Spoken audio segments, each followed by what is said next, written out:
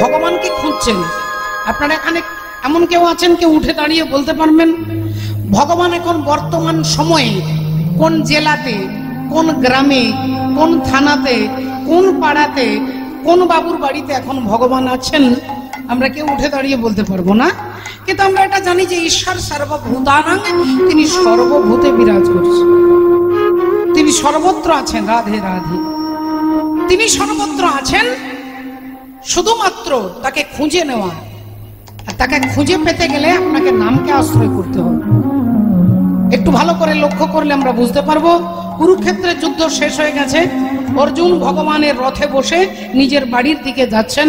ভগবান রথ চালিয়ে নিয়ে যাচ্ছেন অর্জুনকে সুরক্ষিতভাবে ঘরে পৌঁছে দেবেন বলে। এমন সময়ে ঠিক যেতে যেতে যেতে যেই বাড়ির কাছাকাছি এসেছেন অমনি ভগবান বললেন, অর্জুন তুমি রথ থেকে নেমে বাড়ি চলে যাও, আমি তোমার পরে যাচ্ছি, যাও। অর্জুন সঙ্গে সঙ্গে রাস্তা থেকে যখন আসছিল তখন মনে মনে চিন্তা করতে করতে আসছে যে কুরুক্ষেত্রের যুদ্ধটাই আমার জন্য জিতেছে। আমি যদি না থাকতাম তাহলে পঞ্চপাণ্ডব জিততে পারতো না। আমি বিরাট বড় বীর, স্বর্গমর্ত পাতাল এতক্ষণ আমার নাম সবাই জানতে পেরে গেছে।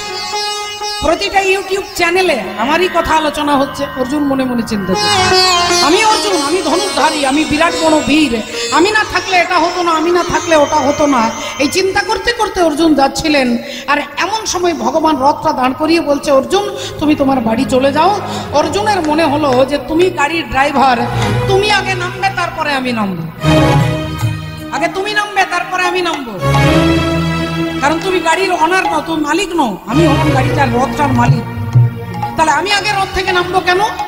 তাই ভগবানকে অর্জুন বলছে, না না কৃষ্ণ আগে তুমি নামো তারপরে আমি নামবো। ভগবান বললেন, না না অর্জুন আগে তুমি নামবে তারপরে আমি নামবো। এখন অর্জুন কেন বলছে আপনারা সকলে শুনলেন। অর্জুনের ভেতরে ভাব যে আমি গাড়ির মালিক, আমি কুরুক্ষেত্রের যুদ্ধের একজন বিশেষ ভূমিকা পালন করেছি, আমার জন্য এটা হয়েছে ওটা হয়েছে, এই চিন্তা করছেন। আর মুখে বলছেন কৃষ্ণ আগে তুমি নামবে তারপরে আমি নামবো। ভগবান বললেন, না আগে তুমি তারপরে আমি। অর্জুন বললেন, বললাম তো আগে তুমি নামবে তারপরে আমি নামবো। কিন্তু ভগবান কেন অর্জুনকে আগে নামতে বলছে সে কথা আপনারা অনেকে জানেন, আর অনেকে এখান থেকে জানতে পারবেন। এখন কিছুতেই যখন অর্জুন নেমে যাচ্ছে না, অর্জুন বলছে তুমি, আর ভগবান বলছে তুমি আগে। হঠাৎ পেছন থেকে যুধিষ্ঠির দাদা চিৎকার করে উঠলেন, অর্জুন কৃষ্ণ যখন তোমাকে বারবার নেমে যেতে বলছে আগে তুমি নামবে তারপরে কৃষ্ণ নামবে, আগে তুমি তারপরে কৃষ্ণ। এখন দাদা বলে দিয়েছে, দাদার কথার উপরে তো বলা যাবে না, আর দাদাকে অসম্মানও করা যাবে না। তাই অর্জুন ভেতরে ভেতরে একটু রেগে গেলেন, একটু বিব্রত বোধ করলেন, করে তিনি নেমে যাচ্ছেন। আর যেই বিষণ্ণ বদনে নেমে 2 পা 4 পা 5 পা করে ঘরের দিকে এগিয়ে যাচ্ছে, অমনি ভগবান রথটা থেকে নেমে আর 3 পা এগিয়ে গেছেন। হঠাৎ সবাই শুনতে পাচ্ছে যেন একটা বোম ব্লাস্টিং হলো, এটা যেন বোম ব্লাস্টিং, একটা বোমা যেন ফাটলো। সবাই চারিদিকে তাকিয়ে দেখছে, সবাই পিছন ফিরে দেখছে, অর্জুন পিছন ফিরে দেখছে। অর্জুনের সুন্দর, এত সুন্দর সোনার রথ টুকরো টুকরো হয়ে ফেটে গিয়ে দাও দাও করে আগুন জ্বলছে। অর্জুন চিৎকার করতে করতে ভগবানের কাছে এসেছে, কৃষ্ণ কৃষ্ণ আমার রথটা ফেটে গেল কেন? আমার রথে আগুন লেগে গেল কেন? যে রথে তুমি বসেছিলে, যে রথে আমি ছিলাম, সেই রথটা ফেটে গিয়ে আগুন ধরে দাউ দাউ করে আগুন জ্বলছে কেন? ভগবান একটু মিষ্টি হেসে বললেন, অর্জুন তুমি ঠিকই কথা বলেছো, কিন্তু তুমি একটা কথা ভুলে গেছো। তুমি যাদেরকে যাদেরকে যুদ্ধে হারিয়েছো তাদের একটা ঘাতক শক্তি, অদৃশ্য ঘাতক শক্তি এখনো পর্যন্ত ছিল, এখনো পর্যন্ত ছিল। তারা মারা গেছে, কিন্তু তাদের ঘাতক শক্তিটা, তারা তো কম ব্যক্তি ছিল না যাদেরকে তুমি মেরেছো। তাই তাদের ঘাতক শক্তি এখনো পর্যন্ত কাজ করছিল, শুধুমাত্র তোমার ক্ষতি করতে পারছিল না, কারণ তোমার রথে আমি বসেছিলাম। তোমার কথা রাখতে গিয়ে যদি তোমার আগে আমি রথ থেকে নেমে যেতাম, কুরুক্ষেত্রের যুদ্ধে তুমি জয়লাভ করেছো, কিন্তু জয়লাভের আনন্দটাকে উপভোগ করতে পারতে না, কারণ আমি যদি তোমার আগে রথ থেকে নেমে যেতাম, এই রথের সঙ্গে তুমিও ফেটে টুকরো টুকরো হয়ে যেতে। তোমারও গোটা গায়ে আগুন ধরে যেত। রাধে রাধে। তাই বারবার তুমি বলার পরেও আমি রথ থেকে নামিনি, কারণ আমি কথা দিয়েছি কুরুক্ষেত্রের মাঠে দাঁড়িয়ে, ক্ষিপ্রাং ভবতি ধর্মাত্মা সস্বচ্ছন্তি নিগঞ্ছতি কন্তেয় প্রতি জানোহি নমে ভক্ত প্রণশ্যতি।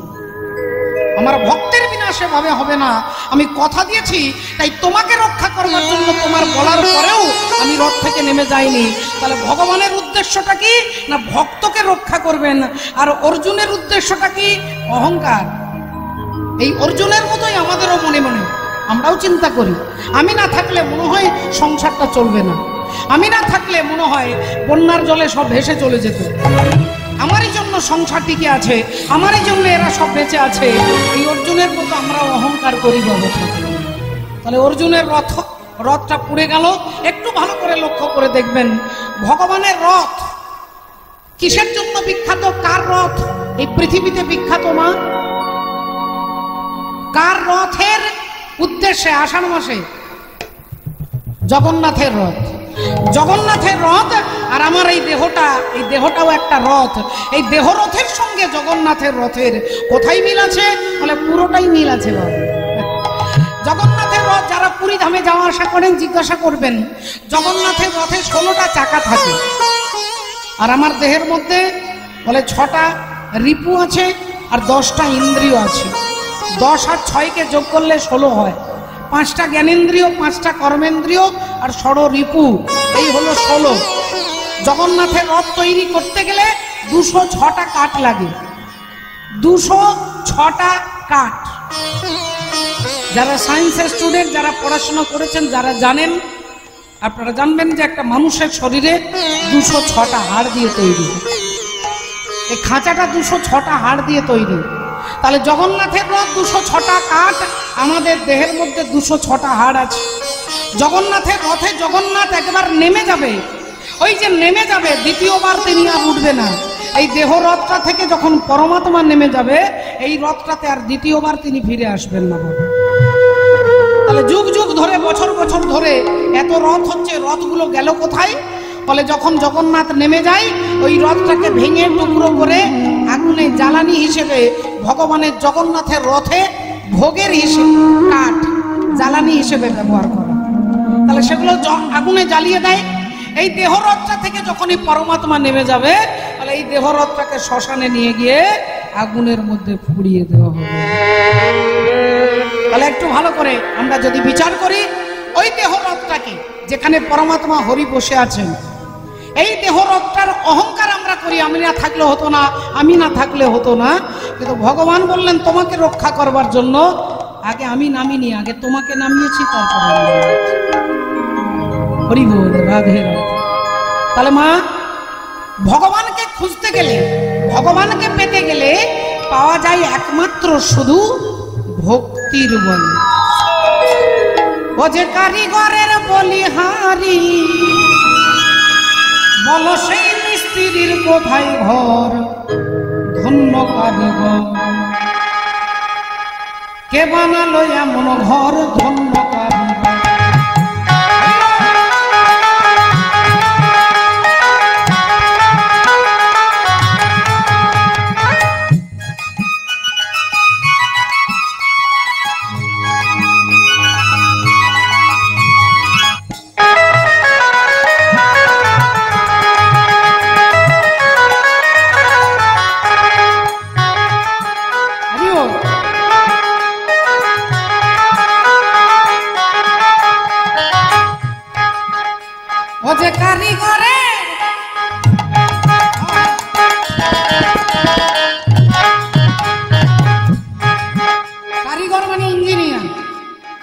কারিগরের বলিহারি,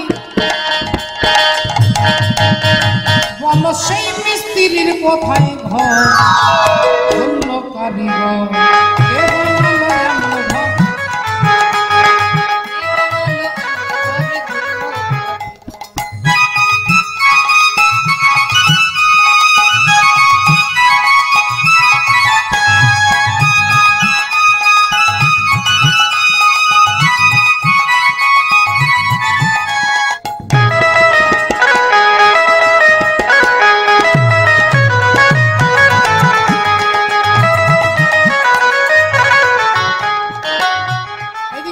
ভক্তিমতী মায়ের এই যে দেহটার দিকে, এটা 14 তলা বাড়ি মাগো।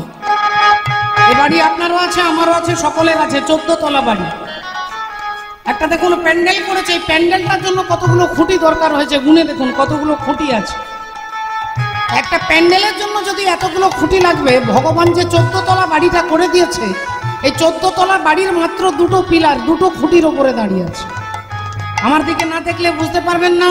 এই ভূলোক, ভুবলোক, জনলোক, সরলোক, পাপলোক, মহলোক, সত্যলোক, আর এই অতল, বিতল, সুতল, তলাতল, রসাতল, মহতল, পাতাল, এই 14 তলা বাড়ি মাত্র 2টো খুঁটির উপরে দাঁড়িয়ে আছে, একটা ডান পা আর একটা বাঁ পায়ের উপর। তত্ত্বদর্শী মহাজন বলছে, বলি এ ঘরের মোট 2টি খুঁটি,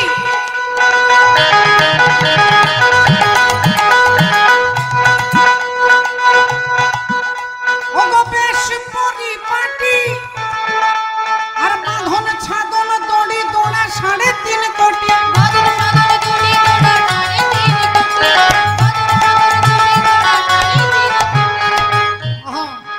ও যে মেপে দেখো 14 পুয়া, ও যে মেপে দেখো 14 পুয়া, ও মেপে দেখো 14 পুয়া, 14 ভুবনের ভিতর।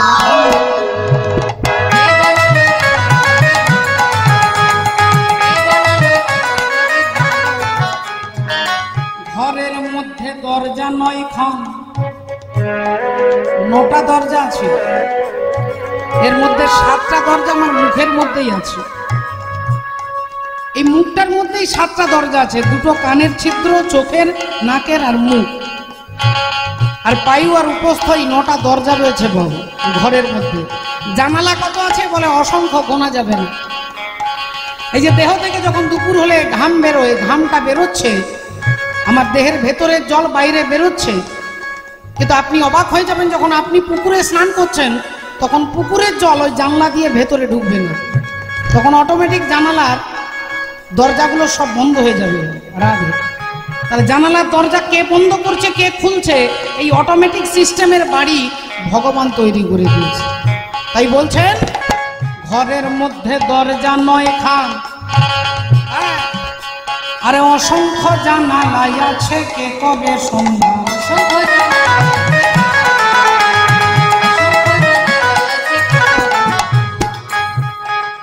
ও তার ধারে ধারে ফুলের বাগান, ও তার ধারে ধারে ফুলের বাগান, ও তার ধারে ধারে ফুলের বাগান, ও দেখো মধ্যে আছে স্বর্গ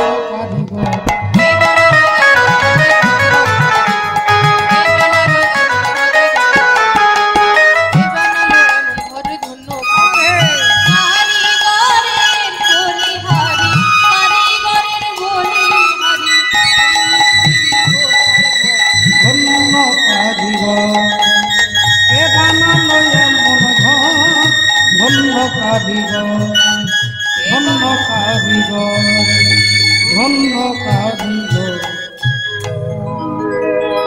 এটাকে জানিয়ে দেওয়ার জন্য, এটাকে চিনিয়ে দেওয়ার জন্য স্বয়ং ভগবান আসছেন।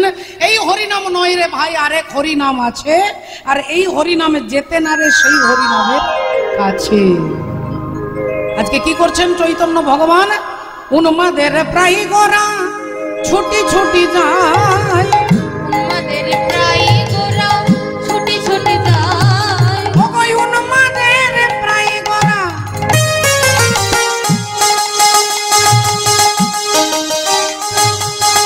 উন্মাদের প্রায় গোরা ছুটি ছুটি যায়, উন্মাদের প্রায় গোরা ছুটি ছুটি যায়, যারে দেখে তারি পানে চাহিয়া সুধাই, তারি পানে চাহিয়া সুধাই, যারে দেখে তারি পানে চাহিয়া সুধাই। স্বরূপ রাম রায়ে ধরি অহয়ে তখন, স্বরূপ রাম রায়ে ধরি অহয়ে তখন, আর বাসু কহে পুরবে লীলা হইল শরণ, বাসু কহে পুরবে লীলা হইল শরণ। ভগবান শ্রীকৃষ্ণচন্দ্র তিনি মথুরা থেকে চলে গেছেন দ্বারকায়। 100 বছরের জন্য অভিশাপ দিয়েছেন রাধারানীকে শ্রীরাম, যে তোমাকে 100 বছর কৃষ্ণ হারা হয়ে কাঁদতে হবে। আজকে সেই রাধা রানী যমুনার তীরে ভগবানের ছবি আঁকছেন, বালির ওপরে ভগবানের ছবি আঁকছেন, আঙ্গুল দিয়ে নখ দিয়ে ছবিটা আঁকছেন। বৈষ্ণব পদকর্তা এক পাশে দাঁড়িয়ে কলম দিচ্ছেন, ও দেখো দেখো কৃষ্ণ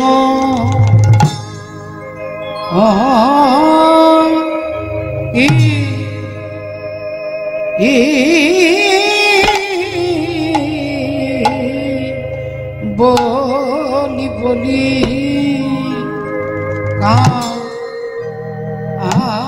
কাঁদে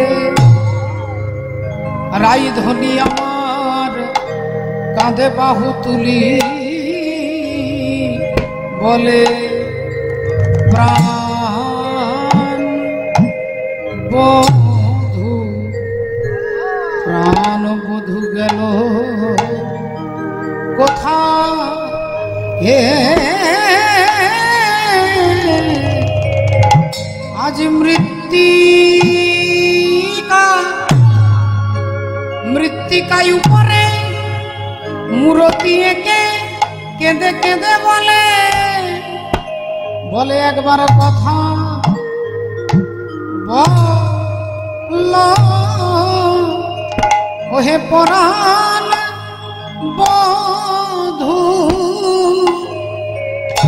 অনেক দিন তো শুনি নাই গো একবার কথা বল ওহে পরাণ বধূ আমি অনেক দিন তো দেখি না গো কথা বল ওহে পরাণ বধূ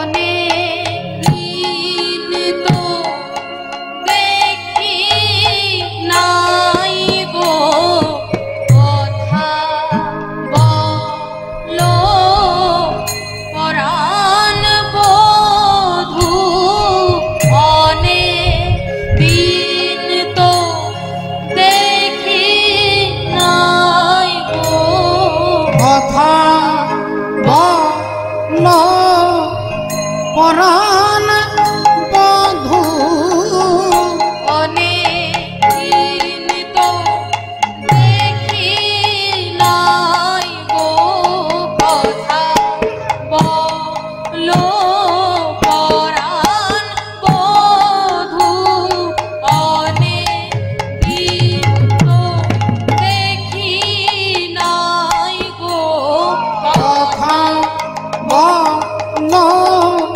পরাণ বধূ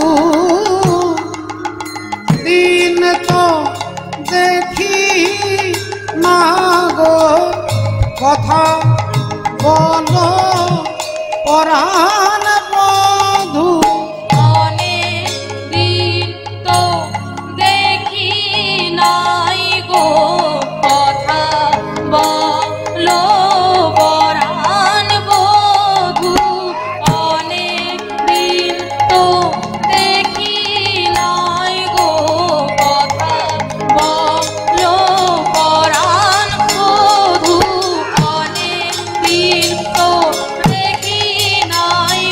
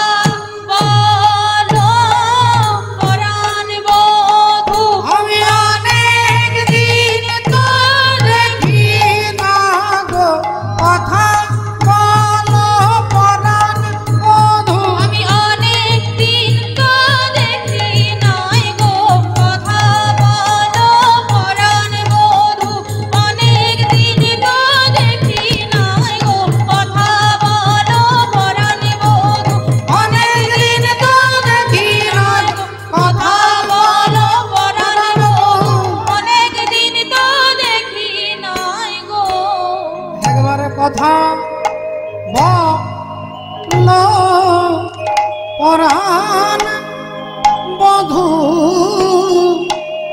কিবা কৃষ্ণ কৃষ্ণ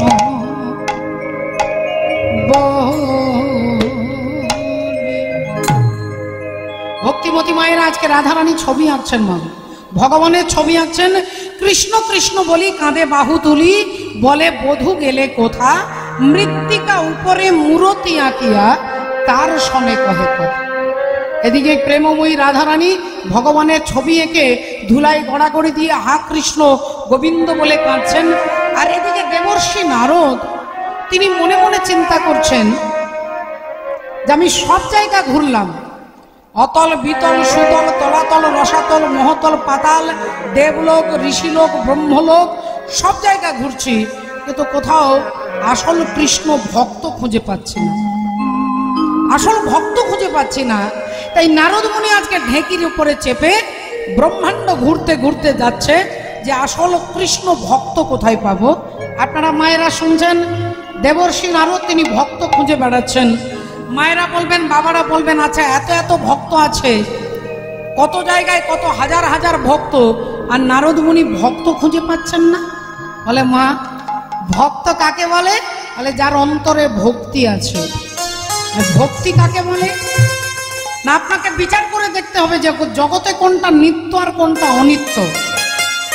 এই নিত্য আর অনিত্য বিচার করে যিনি নিত্য বস্তুকে ধরে আর অনিত্য বস্তুকে পরিত্যাগ করে, শাস্ত্র তাকেই বলছেন ভক্ত। তাহলে সেই ভক্ত রাধে রাধে। রাধারানী ভগবানকে ভালোবাসেন। রাধারানীর ভাবটা কি? আমরা মা সরস্বতীর পুজো করি, সরস্বতীকে বলি মাগো আমার ছেলেটা যদি পরের বছর ফার্স্ট ডিভিশনে পাশ করে তাহলে তোর আমি ঘটা করে আরো বিরাট বড় করে পুজো দেব, আর যদি ছেলে ফেল করে তাহলে তোকে পুজো মাথায় উঠিয়ে রেখে দেবো। গণেশকে বলছি যে যদি ব্যবসাটা ভালো চলে তাহলে তোমার পুজো হবে, নইলে হবে না। মা লক্ষ্মীকে বলছি মাঠের ধানগুলো যদি ভালোই ভালোই ঘরে আসে তাহলে তোর পুজো দেবো, আর নইলে পুজো বন্ধ। এটা ভক্তি নয় বাবা, এটা ব্যবসা। তুমি দোকানে দাঁড়িয়ে আপনি বলবেন আমাকে তেল দাও, তিনি পয়সা আপনি দেবেন, তিনি আপনাকে তেল দেবে। পয়সা দিলে জিনিস দেবে, এটা তো ভক্তি নয়, এটা ব্যবসা। বলে যদি কেউ ভগবানের প্রতি এরকম ভাব থাকে যে আমার ছেলেটার চাকরি হলে তবে হরিনামে চাঁদা দেব, আর নইলে দেব না, এটা ভক্তি নয়, এটা রেডিমেড ভক্তি। ভক্তি কিরকম হবে? রাধারানী ভগবানকে বলছেন, রাতের অন্ধকারে কৃষ্ণের চরণ দুটো ধরে রাধারানী বলছেন, গোবিন্দ তুমি আমায় বাসো বানা বাসো ভালো, আমার তাতে দুঃখ নাই, কিন্তু আমি যেন তোমাকে ভালোবাসতে পারি শুধু এই ভিক্ষা চাই। হরি হরি বল। আমাকে তোমার ভালো নাও লাগতে পারে, আমার সেরকম কোনো কোয়ালিটি নেই, আমার সেরকম কোনো গুণাগুণ নেই, তাই আমাকে তোমার ভালো নাও লাগতে পারে, কিন্তু তোমাকে যেন আমি ভালোবাসতে পারি শুধু এইটুকু ভিক্ষা চাই। একে বলে ভালোবাসা। রাধে রাধে। বাসাটা ভালো না হলে তার সঙ্গে ভালোবাসা হবে কি করে মা? আগে বাসাটা ভালো চাই, ভালোবাসা না হলে তার সঙ্গে ভালোবাসা হবে না। তাই দিকে দেবর্ষি নারদ আজকে ঘুরতে ঘুরতে খুঁজতে খুঁজতে নারদ মুনি ঢেকির ওপরে চেপে গোটা ব্রহ্মাণ্ড খুঁজতে বেরিয়েছে। আজকে তিনিও দেখবেন আর আমরাও সবাই দেখব যে অখিল ব্রহ্মাণ্ডের মধ্যে সব থেকে বড় কৃষ্ণ ভক্তকে আজকে নারদ মুনিও দেখবেন, আমরাও দেখবো। রাধে রাধে। তাই চলুন, আজকে দেবর্ষি নারদ বেরিয়েছেন। আজ একলি বসিয়া নারদ চিনতে মনে মনে,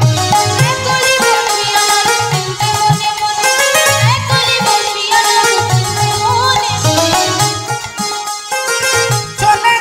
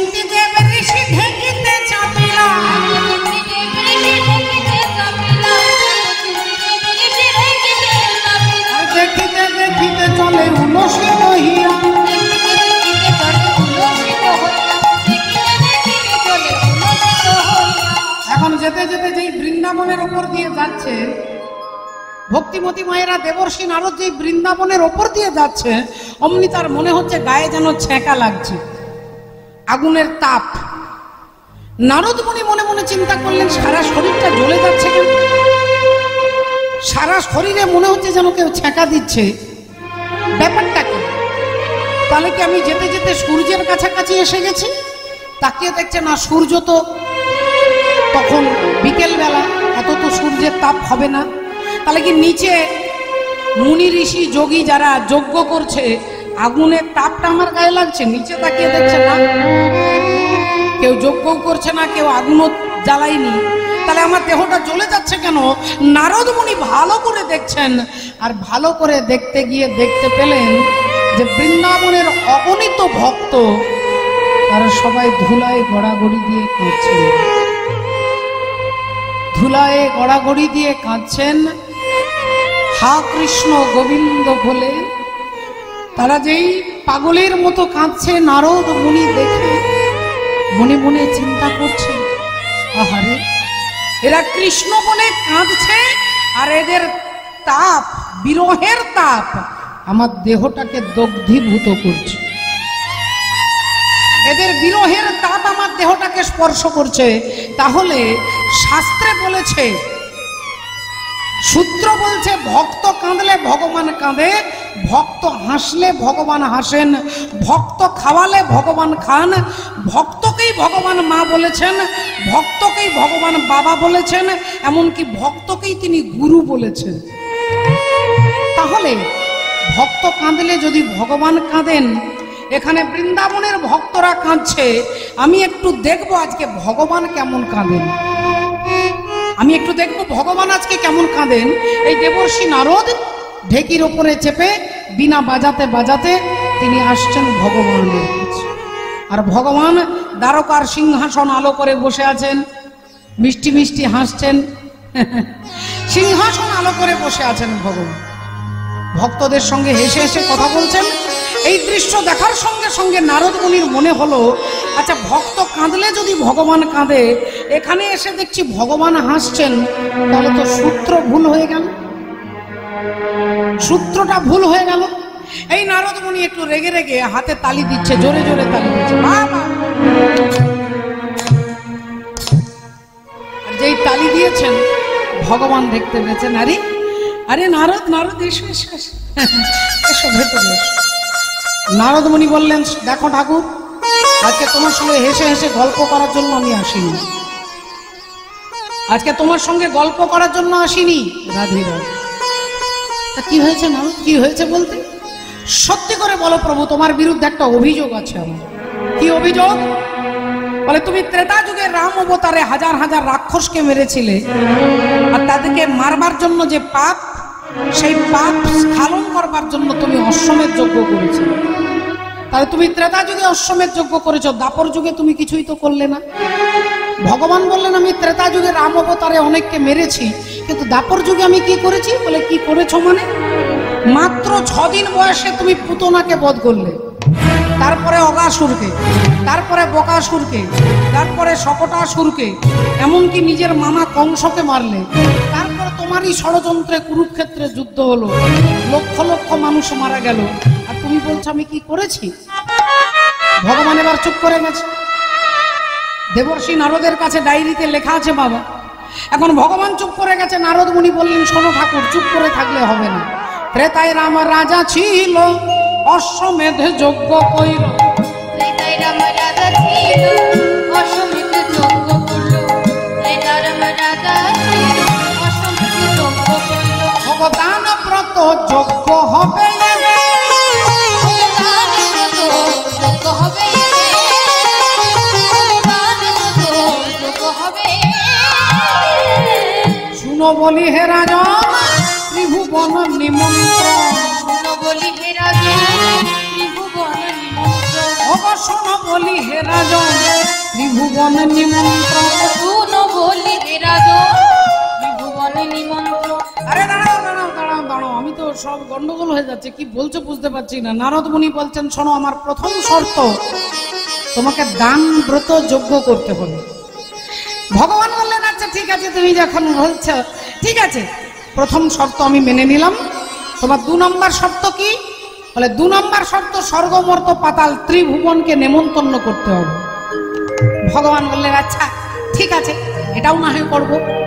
3 নম্বর শর্ত, তোমার কাছে যে যা চাইবে তোমাকে তাই দিতে হবে। ভগবান বললেন আচ্ছা ঠিক আছে, যে যা চাইবে তা না হয় দিয়ে দেবো।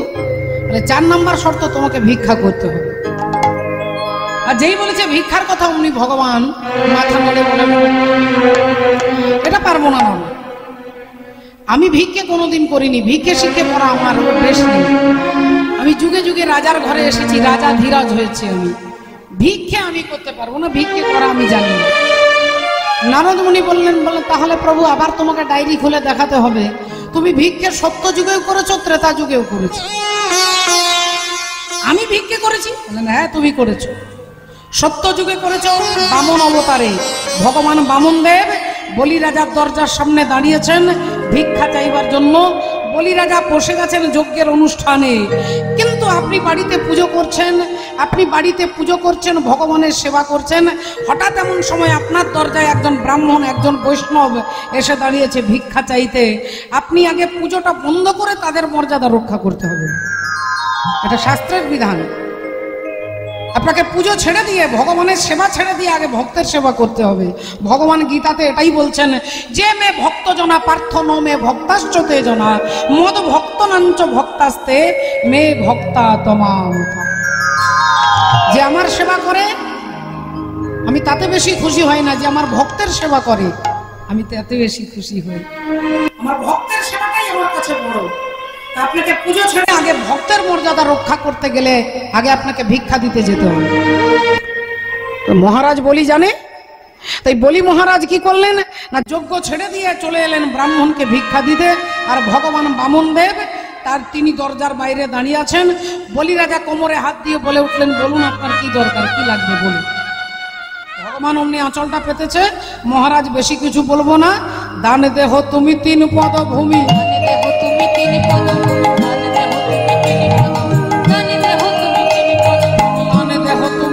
পদভূমি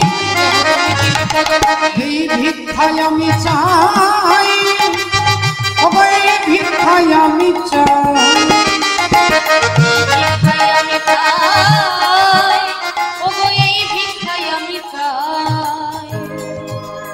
দান দেহ তুমি 3 পদভূমি। এ কথা যেই বলেছে বলি রাজা ভগবানকে আপাদমস্তক দেখে, এইটুকু ভগবান তো, বামন মানে তো পেটে, বামন দেব তার নাম বামন নয়, বেটেকে বামন বলা হয়, আসল নাম উপেন্দ্র, ভগবানের নাম উপেন্দ্র, কিন্তু এইটুকু ভগবান তাই বলে বামন, বামন দেব। ভগবানকে দেখে বলি রাজা হেসে ফেলেছে। বললেন কিছু মনে করবেন না, আপনি নিজে যেমন ছোট আপনার বুদ্ধিটাও খুব ছোট। হ্যাঁ, আমি রাজা বলি স্বর্গমর্ত পাতালের রাজা, আর আমার কাছে আপনি একটা রাজ্য চাইবেন, একটা দেশ চাইবেন, একটা দ্বীপ চাইবেন, একটা জেলা চাইবেন, একটা গ্রাম চাইবেন, তা না চেয়ে আপনার 2টো ছোট্ট ছোট্ট চরণে আপনি ত্রিপাদ ভূমি চাইছেন। আপনি চাইতেও জানেন না, আপনি চাইতেও জানেন না। আমি আপনাকে অপশন দিচ্ছি, আমি আপনাকে বলে দিচ্ছি, দ্বিতীয়বার সুযোগ দিচ্ছি, আপনি বলুন কি চান। ভগবান বললেন রাজা মশাই আমার মুখ দিয়ে যা বেরিয়ে গেছে তার পরিবর্তন করা যাবে না, আপনি আমাকে ত্রিপাদ ভূমি দেন। বলি রাজা একটু বিরক্ত হয়ে গেলেন, আর বিরক্ত হয়ে চোখগুলো বন্ধ করে বললেন ঠিক আছে ঠিক আছে ঠিক আছে ঠিক আছে, আমি আপনাকে ত্রিপাদ ভূমি দিলাম দিলাম দিলাম। আর চোখ বন্ধ করে 3 বার বলেছে দিলাম দিলাম দিলাম। আর চোখটা যেই খুলেছে, যে ভগবানকে দেখেছিল এত ছোট মা, সেই ভগবানকে দেখছে কত বড়। ও যার 1 পা ঢাকে স্বর্গ মর্তে, একটা পা দিয়েছে স্বর্গে আর মর্তে।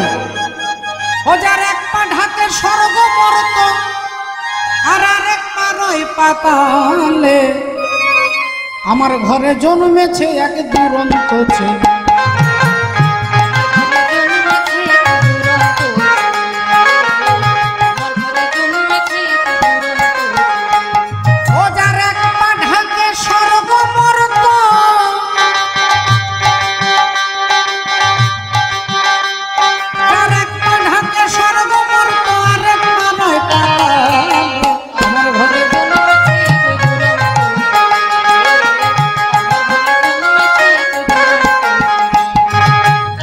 খেতে দিলে করে না গ্রহণ, আবার না দিলে সে কাঁদে অনুক্ষণ।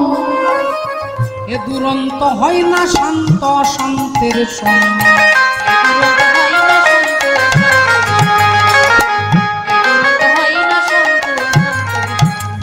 আমার হারায়ে করে অন্বেষণ, হারায়ে করে অন্বেষণ।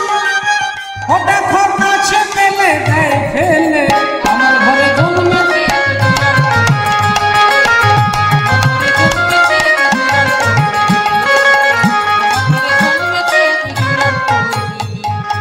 ভক্তিমতী মায়েরা। চোখটা খুলে দেখছে একটা চরণ স্বর্গে আর মরতে দিয়েছে, একটা চরণ পাতালে দিয়েছে। এই জন্য কাউকে ছোট দেখতে নেই মা। আপনি আপনার পাশের বাড়ির লোককে ছোট দেখছেন, আজকে তিনি ছোট আছে, কাল তিনি বড় হয়ে যেতে পারে। বলি রাজা চোখটা বন্ধ করে বলেছিলেন দিলাম দিলাম দিলাম। যখন চোখটা বন্ধ করেছিলেন তখন ভগবান এত ছোট ছিলেন, যখন চোখটা খুলে দেখছে তখন দেখছে একটা চরণ স্বর্গে আর মর্তে, আর একটা চরণ পাতালে দিয়েছে। এইবার বলি রাজা থরথর করে কাঁপছে। ভগবান বলছেন, রাজা মশাই আপনি আমাকে ত্রিপাদ ভূমি দেবেন কথা দিয়েছেন, যদি আপনি দিতে পারেন খুব ভালো, যদি না দিতে পারেন আপনি মহাপাপী হয়ে আপনাকে নরকে যেতে হবে। বলি রাজার বলার কোনো ভাষা নেই, বলি রাজার করার কোনো উপায় নেই। বলি রাজা শুধু দাঁড়িয়ে টপ টপ করে চোখের জল মাটিতে পড়ছে। এতক্ষণ বলি রাজার দুর্দশা আপনারা শুনলেন, কিন্তু এই দুর্দশা দেখতে পারলেন না। বলি রাজার স্ত্রী বিন্ধ্যা দেবী পর্দার আড়ালে দাঁড়িয়েছিলেন। আমাদের হিন্দু ধর্মে, সনাতন ধর্মে একটা ছেলে আর একটা মেয়ের যখন বিয়ে হয়, ভক্তিমতী মায়েরা আপনারা সকলে জানেন, আগে স্ত্রী থাকে, পেছনে স্বামী দাঁড়িয়ে থাকে। আগে স্ত্রী, পেছনে স্বামী। তাহলে আগে আছেন স্ত্রী, কেন? বলে বাবা যিনি রাস্তাটা জানেন তিনি আগে থাকবেন, যিনি নবগ্রামের রাস্তাটা জানবেন না তিনি কি করবে? কাউকে জিজ্ঞাসা করবে, আর যাকে জিজ্ঞাসা করবে তিনি আগে আগে আসবে, তার পেছনে পেছনেও তিনি যাবেন। তাহলে রাস্তাটা যিনি দেখান তিনি আগে থাকে। স্ত্রী আগে থাকবে কেন না? স্ত্রী স্বামীকে ধর্মের রাস্তাটা দেখিয়ে নিয়ে যায়, ধর্মের রাস্তাটা দেখিয়ে স্ত্রী নিয়ে যায়। স্ত্রী তার হাতে বিবাহের সময় কি থাকে মা? মেয়েদের হাতে কাজললতা থাকে না? আর বরের হাতে কি থাকে? জাতি থাকে। বউয়ের হাতে কাজললতা, বরের হাতে জাতি। পান খাওয়ার জন্য জামাইয়ের হাতে জাতি দেওয়া হয় না, কাজললতাটা দেওয়া হয় কেন না? কাজললতার ভেতরে কালি থাকে, ওপরে ঢাকা থাকে। ভেতরে কালি, ওপরে ঢাকা, লোহার পর্ব দিয়ে ঢাকা থাকে। শ্বশুর বাড়ির সমস্ত দুঃখ, সমস্ত অভাব, সমস্ত কালিমাকে ভেতরে রেখে যিনি স্বামীকে সুরক্ষা দান করতে পারেন, আভ্যন্তরীণ জগতের সুরক্ষা, তাকে বলা হয় পত্নী। আর যিনি পতিকে পতিত করে দেয় তাকে বলে পেতনি। তাহলে যিনি পতিকে পতন থেকে উদ্ধার করতে পারে তাকে বলে পত্নী, আর যিনি পতিকে পতিত করে দেয় তাকে বলে পেতনি। এখানে অনেক বাবা, কাকা, দাদা, ভাই, জ্যাঠানা রয়েছেন, যদি একটু সাহস থাকে মা একটু হাত তুলে দেখান তো কার কার কপালে পেতনি জুটেছে। সাহস আজকে দেখা হবে, দেখি কেউ হাত তুলে দেখান দেখি কার কপালে পেতনি জুটেছে। দেখাতে পারবেন না, পাশেই যন্ত্র বসে আছে। ঘড়িতে 12টা পরে বাজবে, আগে আপনার জীবনে 12টা বাজিয়ে ছেড়ে দেবে। ও নারী একবার যদি স্বর্গে তোলে, আবার পরে পাতালে পাঠায়, ওই নারীর মন বোঝা বড় দায়।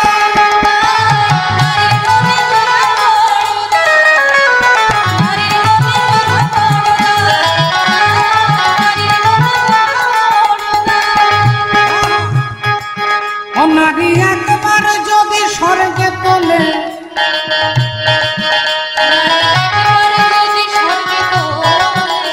আবার পরে পাতালে পাঠায়,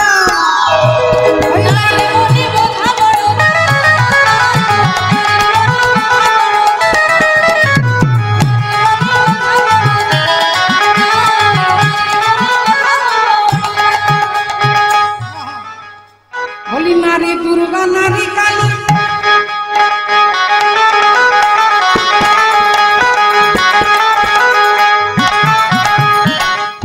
আমাদের হিন্দু সনাতন ধর্মে নারীদের পুজো করা হয়। নারী দুর্গার পুজো, নারী লক্ষ্মীর পুজো, লক্ষ্মী পুজোর পরে কালীর পুজো, জগদ্ধাত্রী পুজো, শীতলার পুজো, সন্তোষীর পুজো, হরি বলে রাধে রাধে, মায়েদের পুজো হয়। কিন্তু নারী সবাই ভালো নয় বাবা। নারী কিছু নারী আছে, আবার কিছু হরি আছে, শত্রু আছে। নারী পুতনাও আছে, নারী হিড়িম্বাও আছে, আবার নারী লক্ষ্মীও আছে। তাই সবাইকে সমান এক জায়গায় দাঁড় করালে চলবে না। তত্ত্বদর্শী মহাজন তাই বলছে, ওগো নারী দুর্গা, নারী কালী, নারী শক্তি হয় ভূমালী।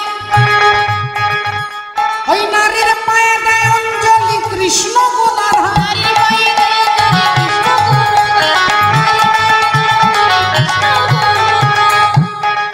ও নারীর পদ তলে, নারীর পায়ের তলে, পদ তলে শুয়ে আছে। ও নারীর পদ তলে শুয়ে আছে। নারীর পায়ের তলায় শুয়ে থাকে, তাকে আপনারা সবাই দেখেছেন, প্যান্ডেলে পুজোর সময় দেখেছেন, ক্যালেন্ডারে দেখেছেন, বিভিন্ন জায়গার মন্দিরে দেখেছেন। তিনি হচ্ছেন বাবা মহাদেব, শিব ঠাকুর। শিব ঠাকুরের বুকের ওপরে মা কালী দাঁড়িয়ে থাকে, কি তাই তো? শিব ঠাকুর আর মা কালী কে হয় মা? সম্পর্ক কি হবে? ভাসুর, ঠিক বলেছেন। মাকে একটু দেওরের নামটা বলুন তো। ভাসুর যদি বলেন, আমি দেওরের নাম জিজ্ঞাসা করি। ভাসুর নয় মা, স্বামী। স্বামী, স্বামীর বুকের ওপরে, স্বামীর বুকের ওপরে স্ত্রী দাঁড়িয়ে, জিহ্বার করে দাঁড়িয়ে আছে। তিনি হচ্ছেন মহাকাল, আর মহাকালকে দমন করেছেন কে না? মহাকালী। তাহলে স্বামীর বুকে পা দিয়ে দাঁড়িয়ে আছে, এর ইতিহাস আছে।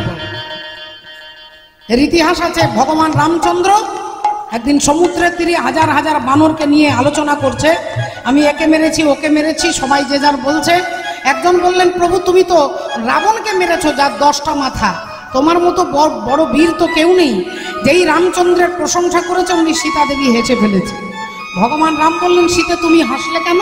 সীতা দেবী বললেন, প্রভু 10 মাথা যুক্ত রাবণকে মেরে যদি তোমার মনে হয় তুমি বীর, পাতালে এমন একজন অসুর আছে যার 1000টা মাথা আছে, 1000টা মাথা আছে, তাকে তুমি মারতে পারবে? রামচন্দ্র বললেন, মাত্র একদিন সময় দাও, আমি একদিনেই ওই অসুরকে শেষ করে ফেলবো। এই বলে ভগবান রাম 3টে দল তৈরি করলেন।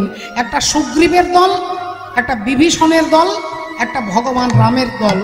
3টে দল মিলে যাচ্ছে ওই পাতালে অসুরকে বধ করবে, যার 1000টা মাথা আছে। এখন 3টে দল যেই পাতালে দাঁড়িয়েছে, ওই অসুর ঘরের ভেতর থেকে, 4 দেওয়ালের ভেতর থেকে 3টে তীর ছুঁড়ে দিয়েছে। 3টে তীর 3 জনকে 3 দিকে ছুঁড়ে দিয়েছে।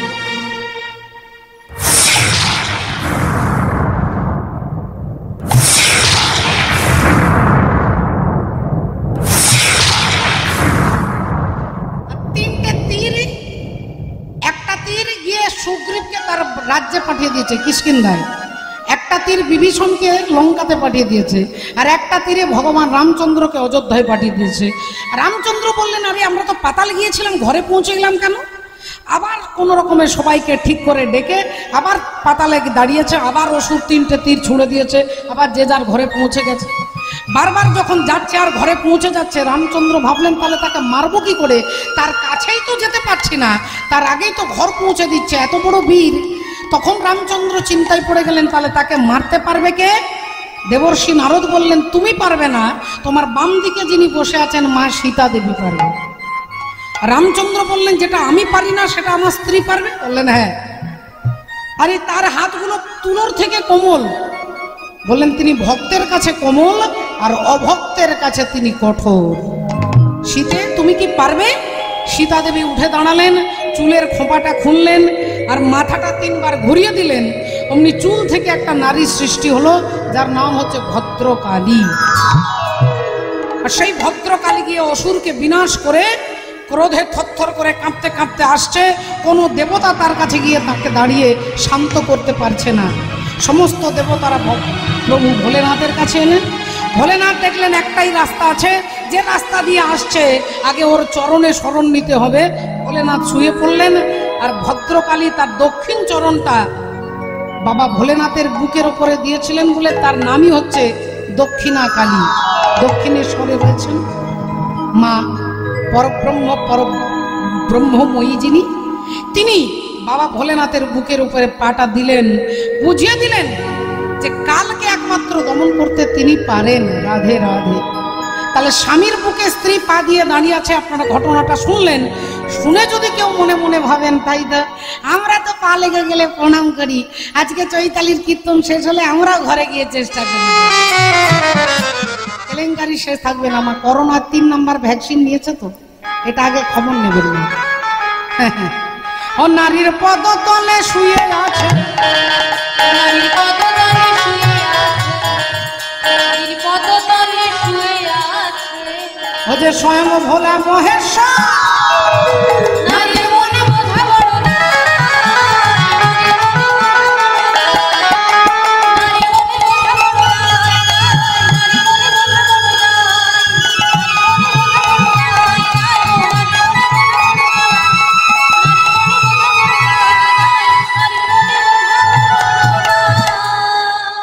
তাহলে নারী রাক্ষসীও হয় আর নারী দেবীও হয়।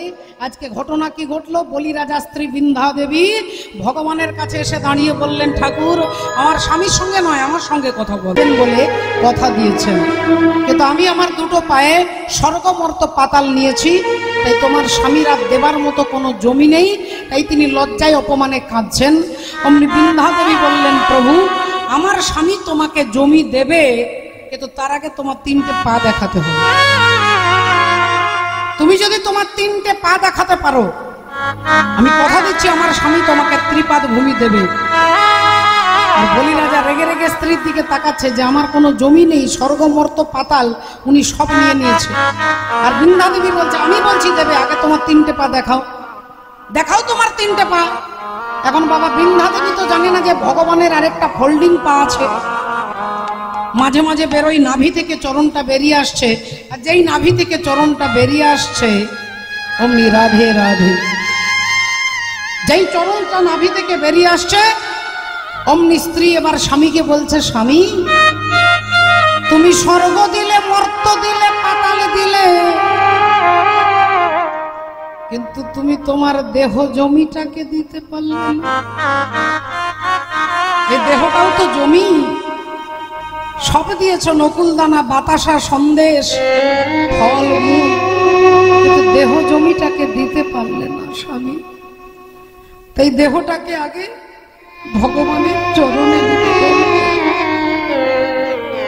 এ কথা যেই বলেছে বলি রাজা স্ত্রীকে প্রণাম করে মাথাটা পেতে দিচ্ছেন, আর ভগবানের সমন দমনকারী চরণ বলি রাজার মাথার উপরে দিয়েছে। রাজা বলি, তুমি স্বর্গ দিলে, মর্ত দিলে, পাতাল দিলে, এমনকি তোমার দেহটা পর্যন্ত আমাকে দিলে, আর আমি তোমার সবকিছু নিয়ে তোমাকে নিঃস্ব করে দিয়ে চলে যাব না। যে কোনো একটা জিনিস তুমি আমার কাছে ফেরত চাও, বলো তুমি আমার কাছে কি চাও? স্বর্গ চাও, মর্ত চাও, যে কোনো একটা বলো তুমি কি চাও? রাজা বলি বললেন, যদি একটাই ফেরত দিতে হয় তাহলে আমি অন্য কিছু চাই না, আমি শুধু তোমাকে চাই। আমি আর অন্য কিছু চাই না, আমি শুধু তোমাকে চাই। আমি স্বর্গ চাই না, মর্ত চাই না, পাতাল চাই না। ভগবান বললেন, আচ্ছা তুমি তো বিশাল বুদ্ধিমান, তুমি আগে তোমার যা ছিল সব তুমি আমাকে দিলে, এবার আমাকেই যদি তুমি নিয়ে নিলে তাহলে তোমার যা ছিল সব তোমারই থাকবে না? তুমি খুব বুদ্ধিমান। আচ্ছা আমাকে নিয়ে তুমি কি করবে? মন্দিরে রাখবে, সিংহাসনে বসিয়ে রাখবে? বলি রাজা বললেন, না না না, আমি মন্দিরে নয়, সিংহাসনে নয়, আমার ঘরের দরজার বাইরে তোমাকে দাঁড় করিয়ে রাখবে। কেন তোমার ঘরের দরজার বাইরে দাঁড় করিয়ে রাখবে কেন? বলে, যেদিন আমার দেহ থেকে প্রাণ পাখি উড়ে যাবে, যেদিন দেহটা থেকে প্রাণ পাখি উড়ে যাবে, সেদিন যম রাজা আমাকে নিতে আসবে। আর ওই যম রাজা চুলের মুঠি ধরে টানতে টানতে যখন নিয়ে যাবে, যখন দেখবে তুমি আমার দরজায় দাঁড়িয়ে আছো, তোমাকে দেখে ভয়ে যম রাজা আমাকে ছেড়ে দিয়ে চলে যাবে। আর তুমি হাতে ধরে পার করে দিও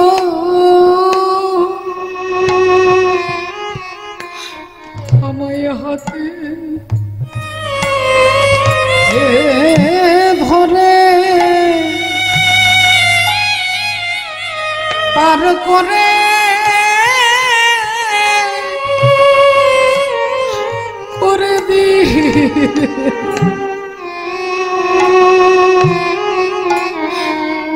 আমি আর তো কিছু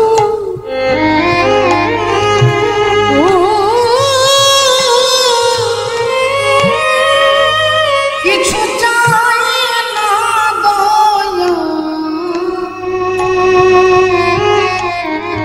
আমায় হাতে ধরে পার করে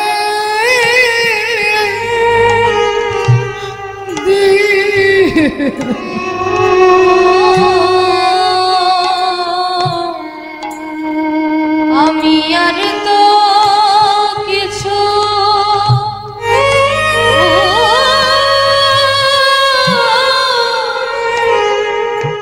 আমি আর তো কিছু চাই না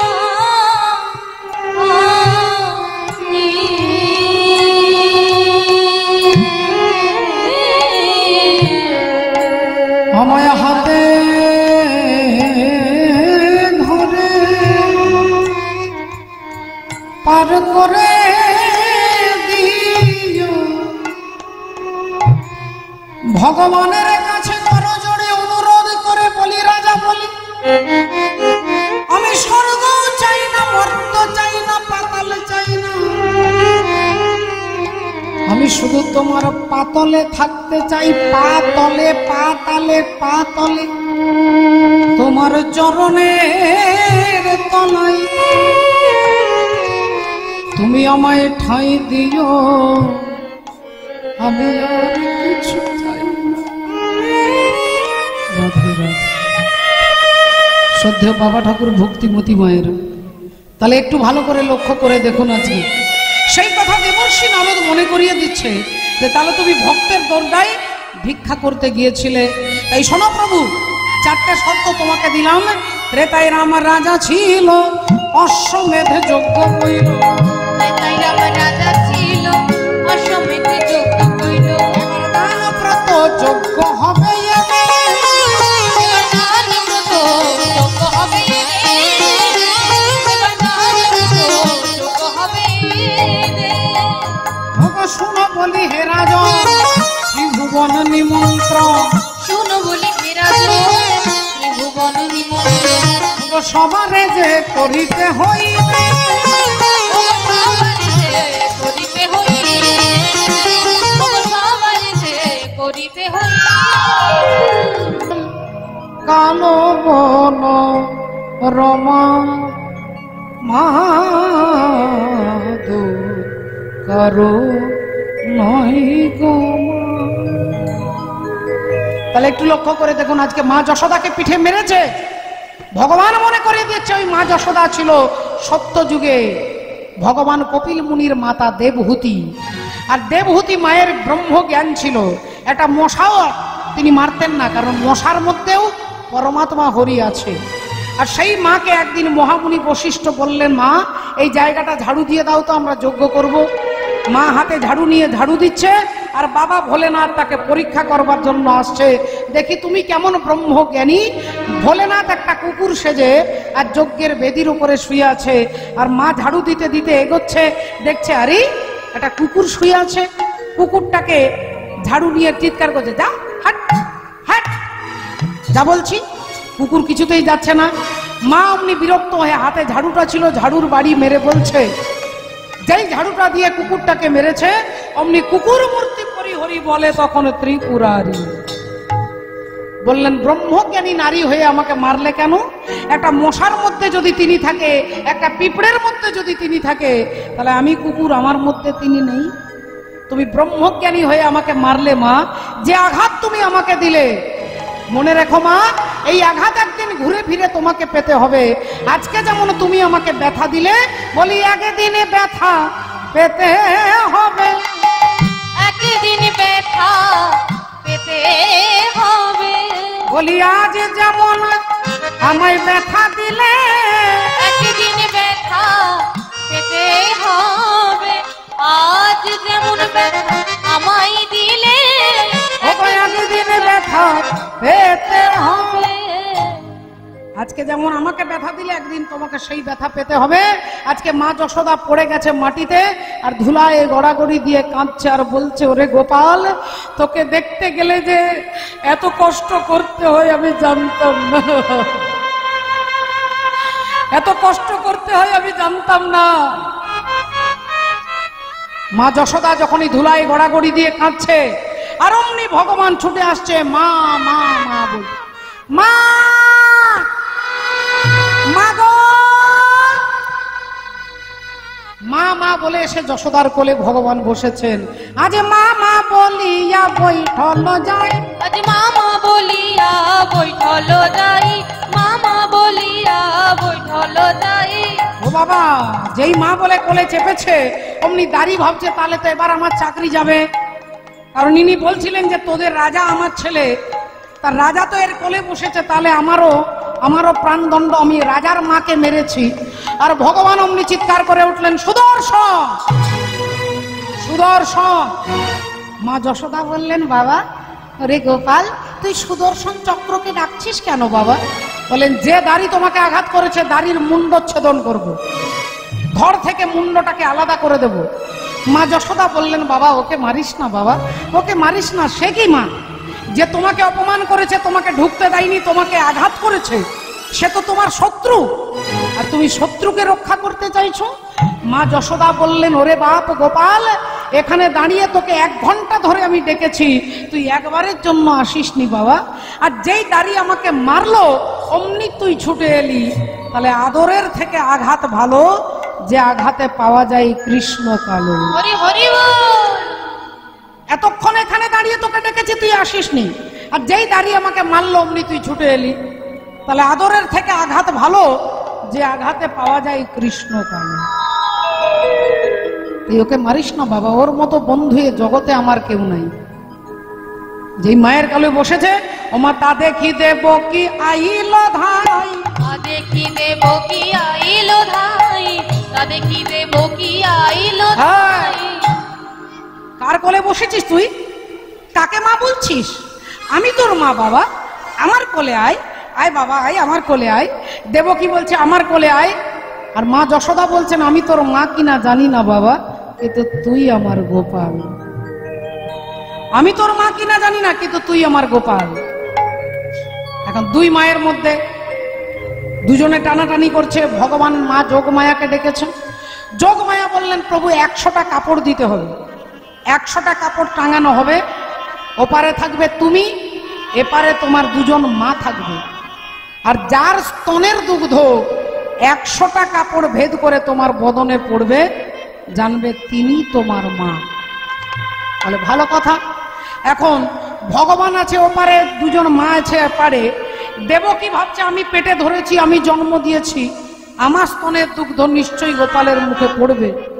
কিন্তু দেবকীর ভেতরে আছে অহংকার।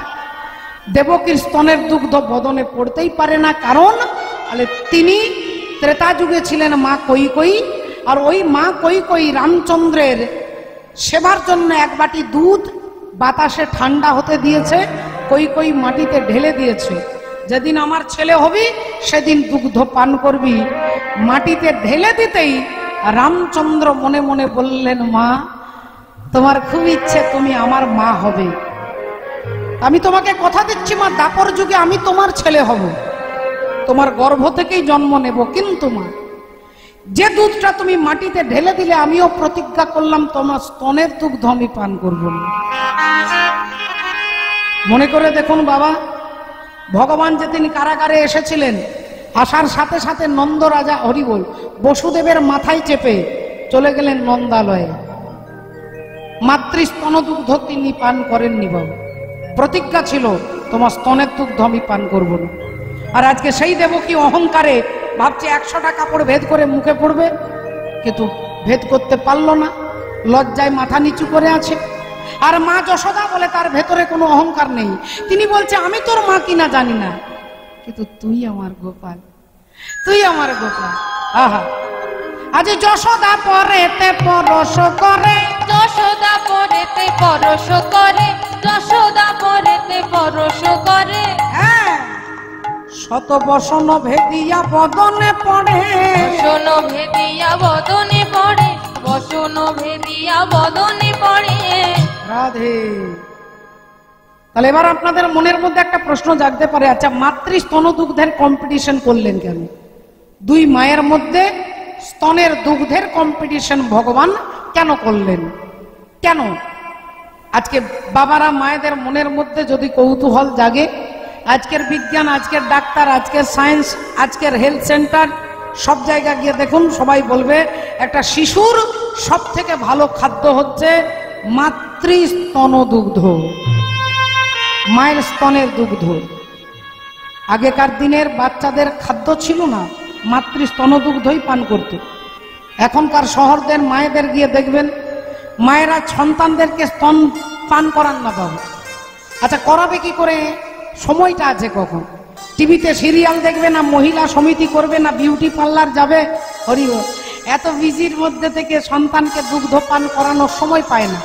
তবে হ্যাঁ, মায়েদের দয়া আছে তো, বাজার থেকে একটা বোতল কিনে এনে ওই ল্যাকটোজিন 1 গুলে দিয়ে, আর ওই বোতলের মধ্যে হরিবল দুগ্ধ দিয়ে, আর ওই যে বোতলটা ছেলেটাকে ধরিয়ে দিল, ওই যে 6 মাসের ছেলে বোতল ধরতে শিখলো, ও যখন 30 বছর বয়স তখনও বোতল ধরে আছে।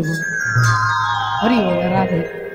তখন ধরেছিল দুধের বোতল, এখন ধরেছে চুল্লুর বোতল। তাহলে ধরাতে শেখালো কে? বলে মা হওয়া নয় মুখের কথা, যদি না জানে সন্তানের ব্যথা।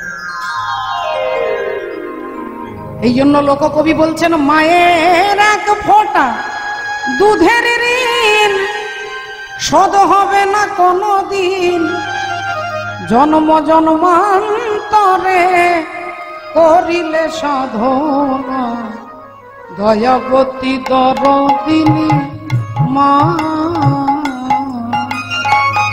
ওগো দয়াবতী দরদিনী হয় আমার মা, দয়াবতী দরদিনী মা। দয়াবতী দরদিনী হয় আমার মা, দয়াবতী দরদিনী মা। তাহলে দেখুন আজকে লক্ষ্য করি, তাহলে আজকে মা প্রমাণ করলেন কাকে? না কৃষ্ণ যশে যার মতি, সেই হয় যশোমতি। এবার 5 নাম্বার দরজা দিয়ে রাধারানী, ললিতা, বিশাখা, চিত্রা, চম্পকলতা ভেতরে প্রবেশ করেছে। ভক্তমণ্ডলী, ভক্তিমতী মায়েরা প্যান্ডেলের ভেতরে গিয়ে দেখছে ভগবান একটা পদ্মফুল হাতে নিয়ে দাঁড়িয়ে আছেন।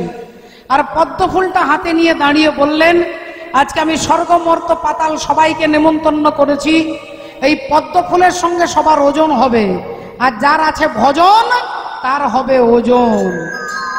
তাই দাঁড়িপাল্লার এক পাশে থাকবে পদ্মফুল, আর এক পাশে সবার এক এক করে ওজন হবে।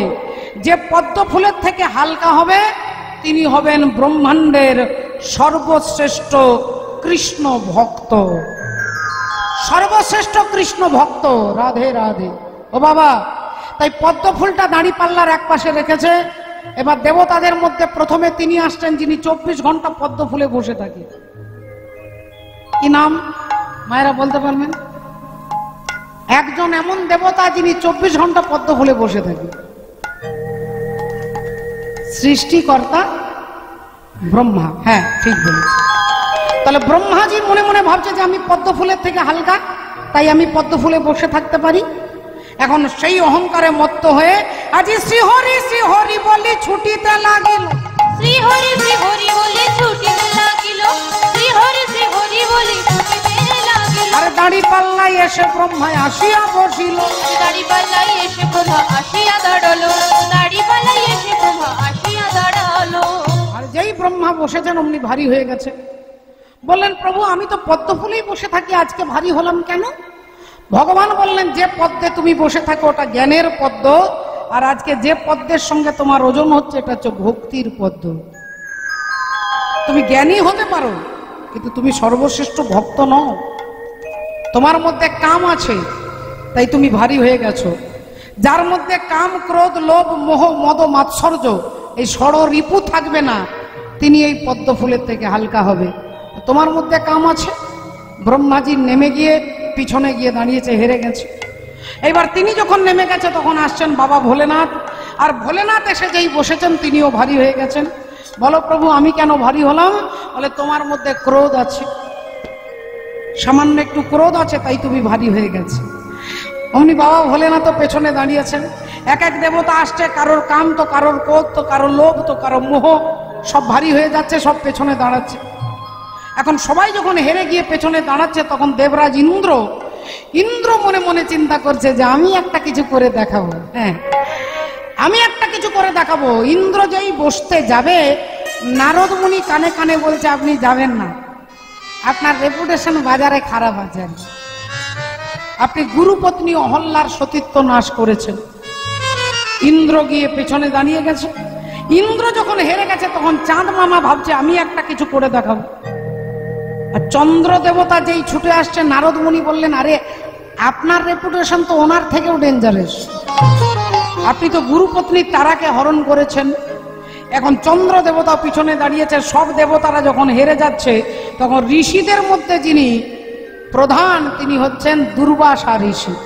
আর দুর্বাসা ঋষি এসে যেই দাঁড়ি পাল্লাই বসেছেন অমনি তিনিও ভারী হয়ে গেছে। বলেন আমি ভারী হলাম কেন? না তোমার মধ্যে ক্রোধ আছে। ঋষিদের মধ্যে দুর্বাসা ঋষি যখন হেরে গেল সব ঋষিরা গিয়ে পিছনে দাঁড়িয়েছে। এখন ভগবান দেখলেন সবাই পেছনে, তাহলে আপনাদের মধ্যে থেকে কি কেউ কি নেই যে পদ্ম ফুলের থেকে হালকা হবে? কেউ নেই।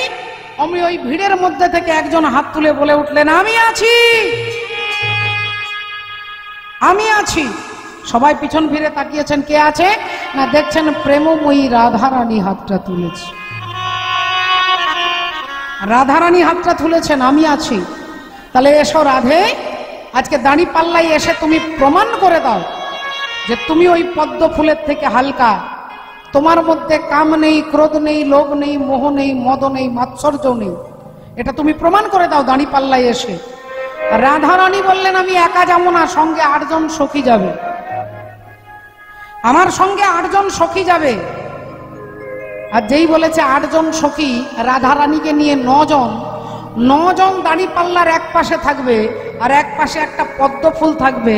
সবাই হিসেব করছে এরা যদি 100 গ্রাম করে হয় তবু তো 900 গ্রাম হবে, তাহলে পদ্ম ফুলের থেকে তো এমনি ভারী হয়ে যাবে। তাহলে এদের কি কোনো বুদ্ধি নেই? এই জন্য বলে গোয়ালা জাতির 80 বছরে বুদ্ধি। এখানে গোয়ালা আছেন নাকি? কথাটা শুনে কেস করতে যাবেন না রাধে। এটা যে মজার কথা, ব্রজবাসীরা মা যশোদাকে বলেছিলেন। আজকে দেখুন তার প্রমাণ। গোয়ালা জাতি পৃথিবীর শ্রেষ্ঠ এই কারণে যে তাদের ঘরেই ভগবান কৃষ্ণ জন্মগ্রহণ করেছে।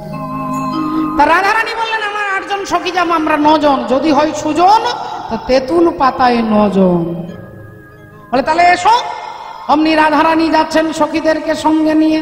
গোবিন্দ মেরো হ্যাঁ, গোপাল মেরো হ্যাঁ, গোবিন্দ मेरो है, गोपाल मेरो है, गोविंद मेरो है, गोपाल मेरो है।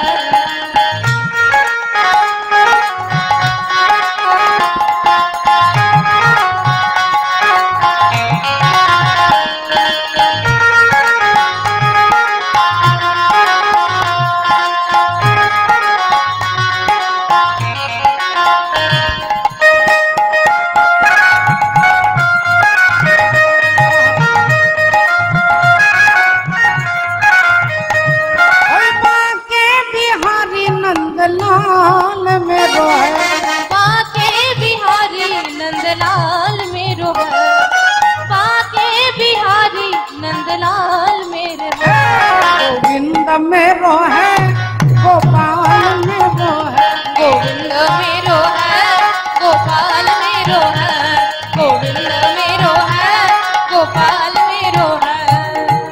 और जय রাধারানী অষ্টসখীকে সঙ্গে নিয়ে দাড়ি পাল্লায় চেপেছেন, অমনি পদ্ম ফুল ভারী হয়ে গেছে, এরা হালকা হয়ে গেছে। সবাই জিজ্ঞাসা করলো, প্রভু আমরা একা একা ওজন হলাম, আমরা একা ভারী হয়ে গেলাম, আর এরা 9 জন, এরা হালকা হয়ে গেল। ভগবান বললেন, এদের মধ্যে কাম, ক্রোধ, লোভ, মোহ, মদ, মাৎসর্য কিছু নেই, সব আমাকে দিয়ে দিয়েছে। তাই যে অনন্ত ব্রহ্মাণ্ডের মধ্যে সর্বশ্রেষ্ঠ কৃষ্ণ ভক্ত হচ্ছেন কে? শ্রীমতী রাধা রানী। বললেন এদের মধ্যে কাম, ক্রোধ বলে না, ছিল, রাসমঞ্চে যাওয়ার আগে সব আমাকে দিয়ে গিয়েছিল। রাসমঞ্চে যখন প্রবেশ করে তখন সবকিছু আমাকে দিয়ে দিয়েছে। ভগবান বলছেন, যাও, এই রাত্রিবেলায় এই গভীর অরণ্যে এসেছো কেন? তোমরা যাও, ফিরে যাও। আহা, অমনি ললিতা বলে উঠলেন গোবিন্দকে, বলো কে তোমারে শিখাইয়েছে এই প্রেম, বলো না, বলো না, বলো কে তোমারে শিখাইয়েছে এই প্রেম।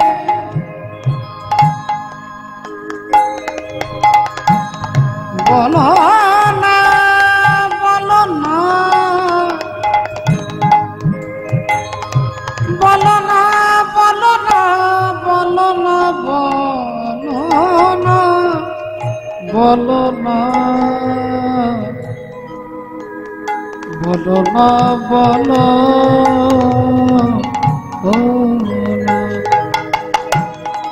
গোবিন্দ, তুমি রাত্রিবেলায় বংশী ধ্বনি করে আমাদের ডেকে নিয়ে এলে, আর এখন আমাদেরকে চলে যেতে বলছো। তুমি পরের মন নিতে জানো,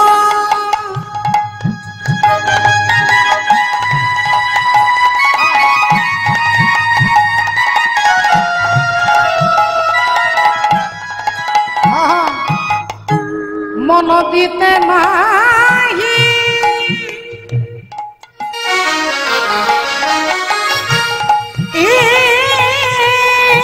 জানো ওগো এমনি করে কত ললনা, ললনা এমনি করে কত ললনা, তুমি প্রাণ বোধেছ বলো না,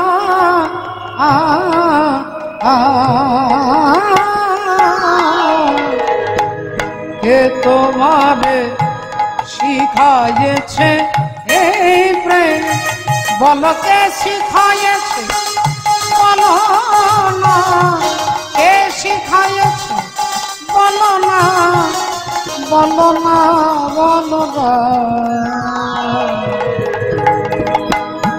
কে তোমারে, কে তোমারে, কে তোমারে শিখাইয়েছে এই প্রেম। তো হে সপিত দেহ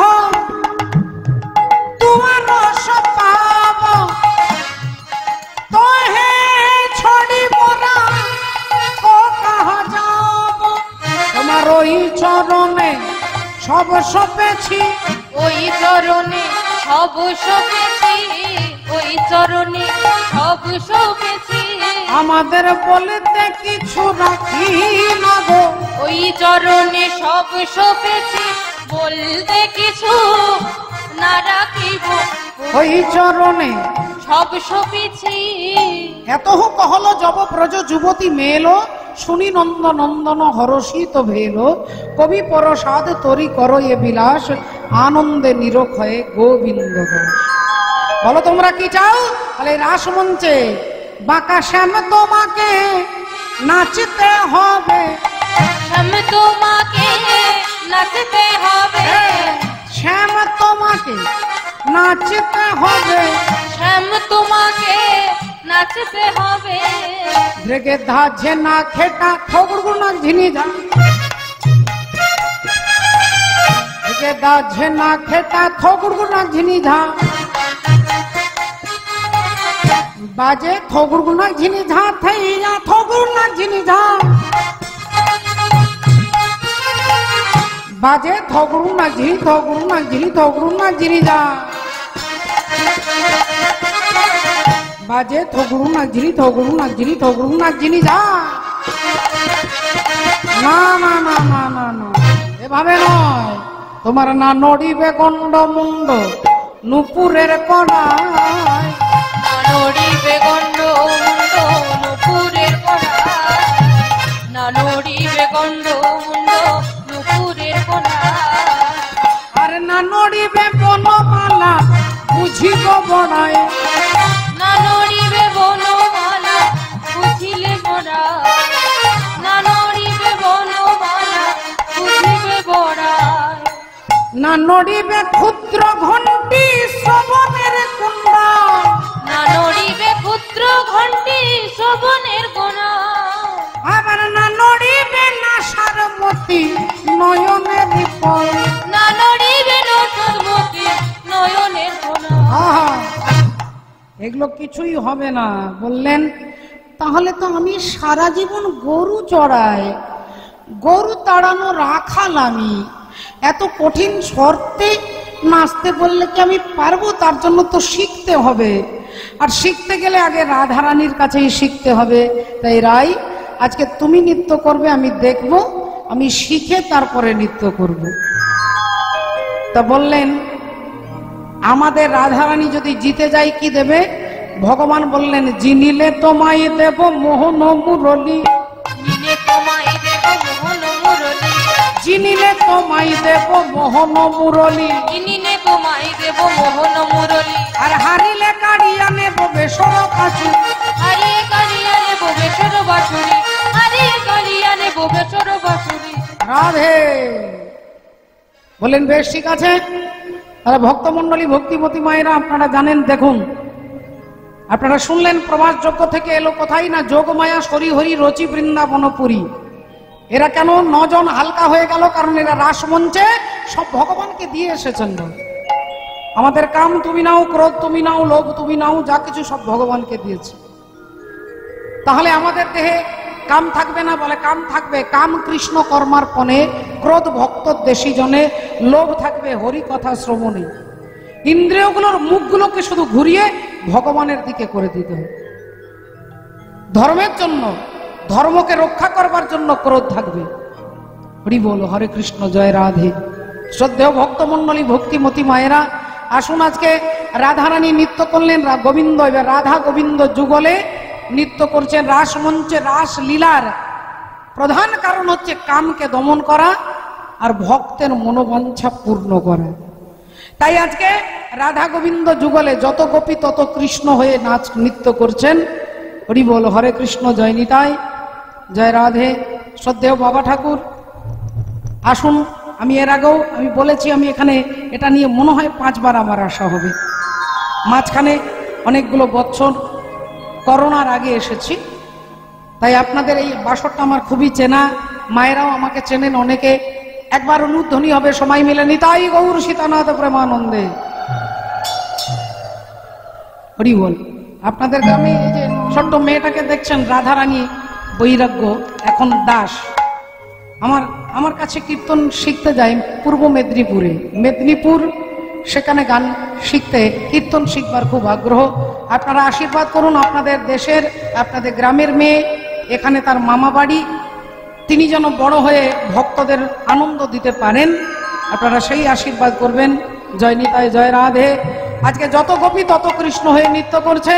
ও নাগর টে রে টে রে হরয়ে রাই বাই, নাগর টে রে টে রে হরয়ে রাই ও গোরা, নাগর টে রে টে রে হরয়ে রাই ও গোরা। আচ্ছা দেখি নাচ করতে পারে কিনা দেখি। হরিও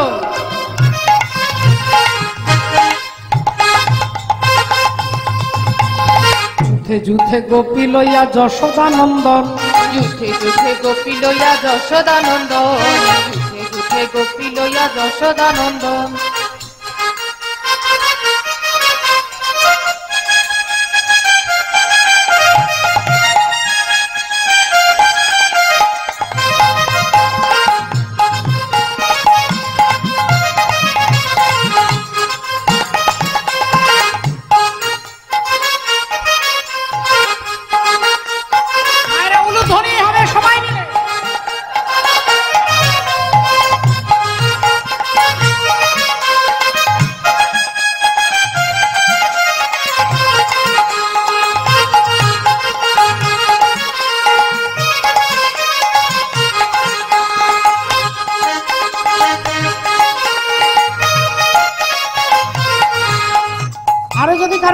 থেকে আপনারা আসতে পারেন, তবে এক একজন করে, জায়গাটা তো ছোট।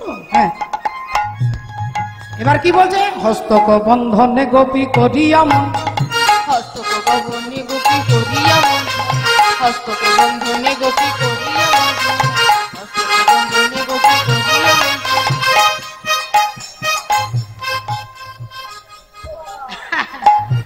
জোরে জোরে বল, ভালো করে। হস্তক বন্ধনে গোপী করিয়া মন্ডলী, বন্ধনে গোপী করিয়া মণ্ডলী। আজ মধ্যে মধ্যে যশোদানন্দন বনমালী, মধ্যে মধ্যে যশোদা বন্ধন বনমালী, যশোদা বন্ধন বনমালী, যশোদা বন্ধন বনমালী। নগর টে রে টে রে, হরয়ে রায় গোরা, নগর টেরে টেরে, হরয়ে রায় গোরা। হে গোপিকারে কাঁধে বাহু হেলি কুত, গোবিন্দারে কাঁধে বাহু।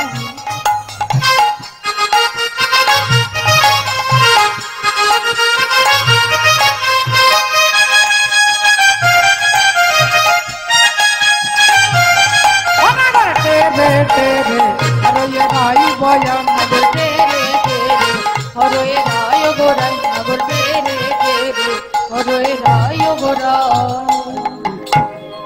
ভক্তমণ্ডলী, ভক্তিমতী মায়েরা, যত গোপী তত কৃষ্ণ হয়ে নৃত্য করছেন। ওখানে দাঁড়িয়ে আছেন মদন দেব, কামদেব। কামদেব দাঁড়িয়ে আছেন, রাধে রাধে। ভাবছে আমি সবাইকে মেরেছি, সবাই হেরে গেছে, আজকে একমাত্র নন্দের নন্দন কৃষ্ণকে, হ্যাঁ এই মুহূর্তে কৃষ্ণকে আমি আক্রমণ করব। আপনারা শুনেছেন কুমোরপাড়ার গরুর গাড়ি বোঝাই করা কলসি হাড়ি, গাড়ি চলায় বংশীবদন, সঙ্গে যে যায় ভাগ্নে মদন। মদন মানে কাম। কুমোরপাড়ার গরুর গাড়ি, কুমোর মানে হচ্ছে যারা হাঁড়ি কলসি তৈরি করে, এখানে কুমোর হচ্ছে পরমাত্মা হরি, তিনি এই গাড়িটাকে তৈরি করে দিয়ে। এটা গরুর গাড়ি। গো মানে গরু, গো মানে ইন্দ্রিয়, গো মানে পৃথিবী। এটা গরুর গাড়ি। এখানে কি সাজানো আছে বলে বোঝাই করা কলসি হাড়ি, কামনা বাসনার কলসিগুলো সাজানো আছে, যে গাড়ি দাও, বাড়ি দাও, ছেলে দাও, চাকরি দাও, এই কামনা বাসনার কলসি সাজানো আছে। এই গাড়িটা চালাচ্ছে কে? বলে গাড়ি চালায় বংশীবদন।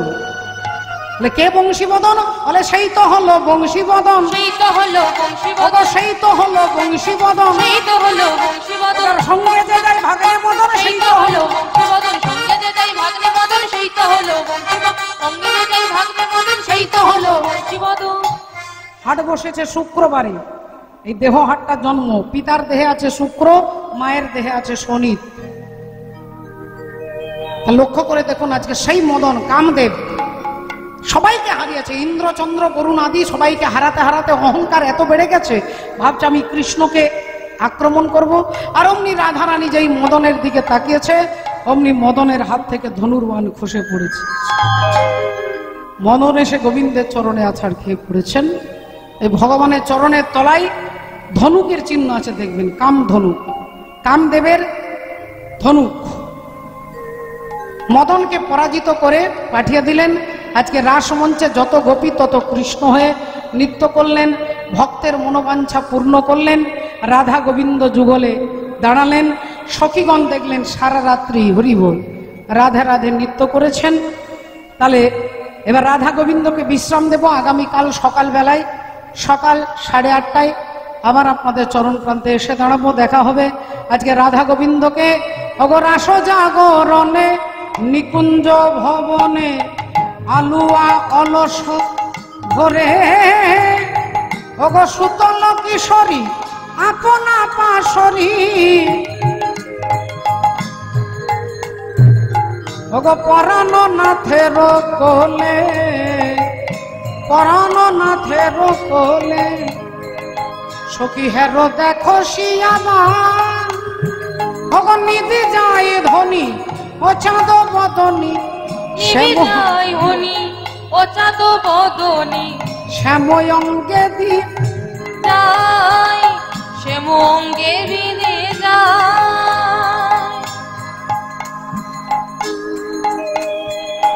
পরিহাস করি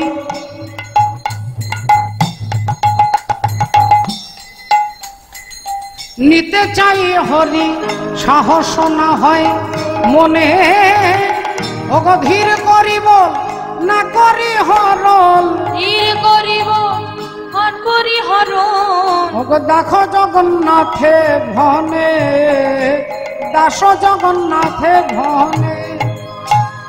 ধীরে ধীরে কও গো কথা রাই যেন জাগে না, ধীরে ধীরে কও গো কথা রাই যেন জাগে না।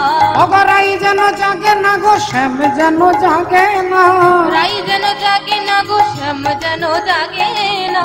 ধীরে ধীরে কও গো কথা রাই যেন জাগে না। ধীরে ধীরে কও গো কথা রাই যেন জাগে না। হরি বল হরি বল হরি বল হরি বল। হরি বল হরি বল হরি বল হরি বল হরি বল হরি বল। रंग दे चुनरिया, रंग दे चुनरिया, रंग दे चुनरिया, और रंग दे रंग दे रंग दे रंग दे रंग दे रंग दे रंग दे रंग दे, और रंग दे चुनरिया।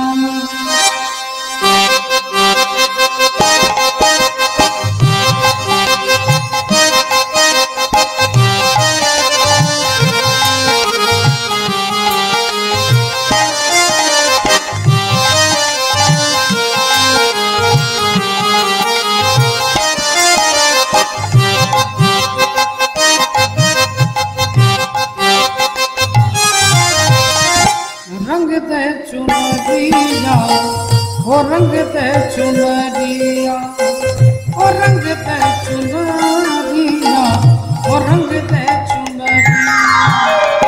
ओ शाम पिया बोरी रंग दे चुनरिया, ओ रंग दे चुनरिया, रंग दे चुनरिया।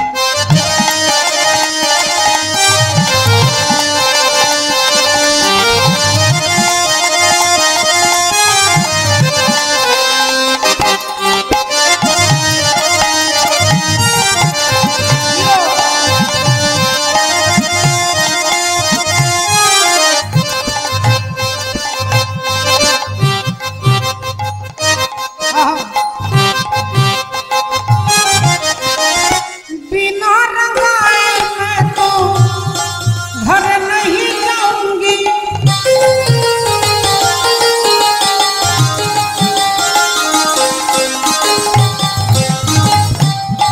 बिना रंगाए मैं तो घर नहीं जाऊंगी। हो बीत ही जाए चाहे, बीत ही जाए चाहे ये सारी उम्र। ओ शाम पिया मोदी रंग दे चुनरिया, ओ शाम पिया मोदी रंग दे चुनरिया, ओ रंग दे चुनरिया, रंग दे चुनरिया, ओ रंग दे चुनरिया, रंग दे चुनरिया।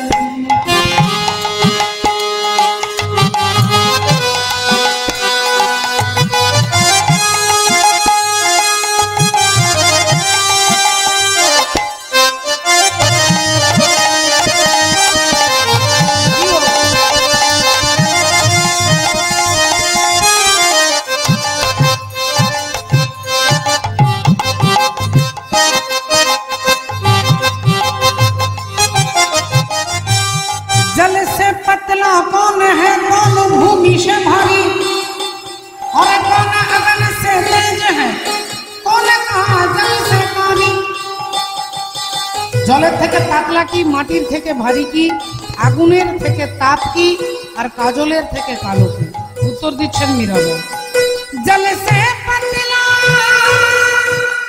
পতলা পতলা পতলা পতলা,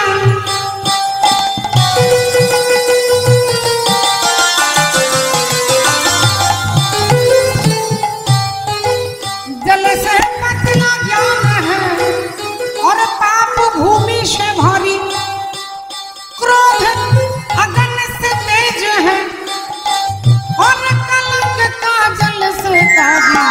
रंग दे चुनरिया, और रंग दे चुनरिया, और रंग दे चुनरिया, और रंग दे चुनरिया, और रंग दे चुनरिया, और रंग पे चुनरिया, रंग पे चुनरिया, रंग पे चुनरिया।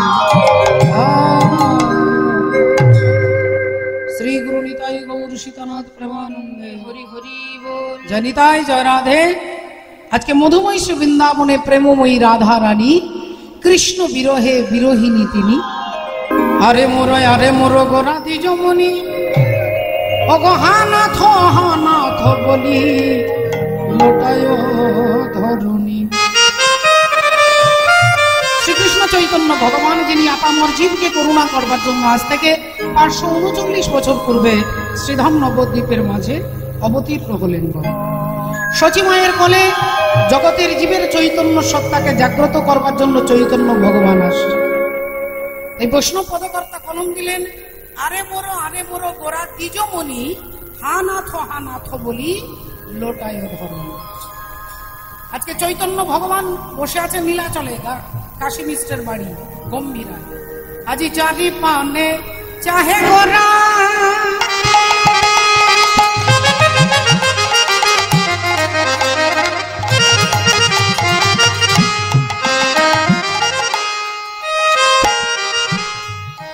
আমার গোরা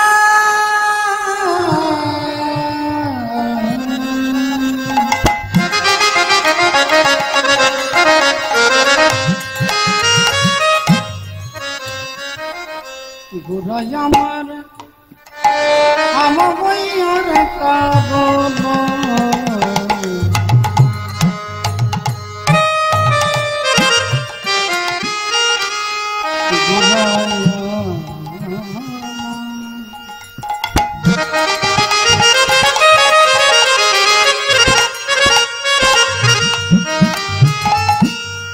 গোরাই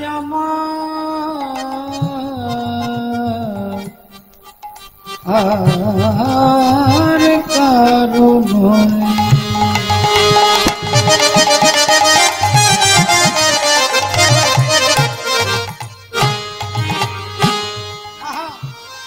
আজি চারি পানে চাহে গোরা,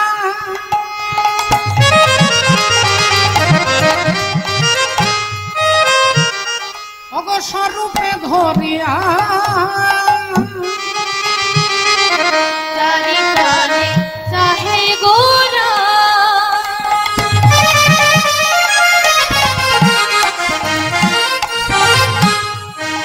আজি স্বরূপ ধরিয়া। আর কোথা মোর প্রাণনাথ ও যে কহয়ে কাঁদিয়া কোথা মোর প্রাণনাথ কহয়ে কাঁদিয়া, কোথা মোর প্রাণনাথ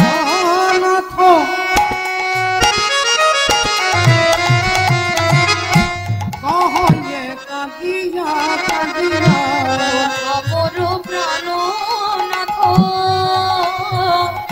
কহয়ে কাঁদিয়া। বলি বলো বলো স্বরূপ বলো, স্বরূপ বলো, ও যে কোথায় আমার জীবন কালো, কোথায় আমার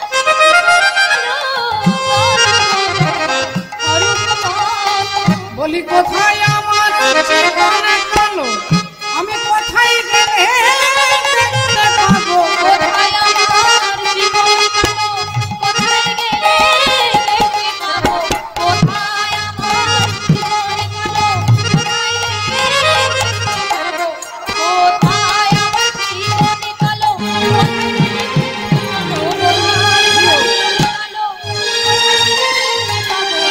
বলো বলো কোথায় গো। বলো। ভক্তিমতী মায়েরা, ভক্তমন্ডলী বাবা, যে কথা শুনবার জন্য অধীর আগ্রহে আপনারা 4টে দিন অপেক্ষা করে থাকেন বছরের, সেই দিনগুলো যে দিনে হরিকথা ভগবানের কথা শুনবেন বলে মনের তীব্র আশা আকাঙ্ক্ষা। রাধে রাধে। একটু ভালো করে ভেবে দেখুন মা, যে ভগবান আমাদেরকে জানিয়ে দেওয়ার জন্য আসছেন যে কিভাবে কোন রাস্তা দিয়ে গেলে পরমাত্মাকে আমরা জানতে পারবো, তাকে আমরা পেতে পারবো, সেই রাস্তাটা দেখানোর জন্যই চৈতন্য ভগবান আসছে। আর সেই রাস্তাটা খুব জটিল রাস্তা নয়। ভগবান বললেন হরের নাম হরের নাম হরের নামই কেবলম কালো নাস্তে বা নাস্তে বা নাস্তে বা গতিরন্যত। বলেন অনেক কিছু জানবার, অনেক কিছু পড়বার, অনেক তপস্যা, অনেক কিছু প্রয়োজন নেই। যদি অনেক কিছু জানতে হয় তাহলে শুধু নামকে আশ্রয় করতে হবে। চৈতন্য চরিতামৃতে বললেন ইহা হইতে সর্বসিদ্ধি হইবে সবার, সর্বক্ষণ বলইতে বিধি নাহিয়া। ভগবানের নামই আপনাকে ভগবানকে পাইয়ে দেবে। নাম আর নামের মধ্যে কোনো পার্থক্য নেই, এ কথা আমরা সকলে জানি। কিন্তু একে মেনে নেওয়া, একে আস্বাদন করা, একে ভেতরে অনুভব করার জন্য আপনাকে নামই আশ্রয় করতে হবে। রাধে রাধে। তো বাবা ঠাকুর দেখুন আজকে চৈতন্য ভগবান কি করছে না, চারি পানে চাহে গোরা স্বরূপে ধরিয়া কথা মোর প্রাণনাথ কহয়ে কাঁদিয়া।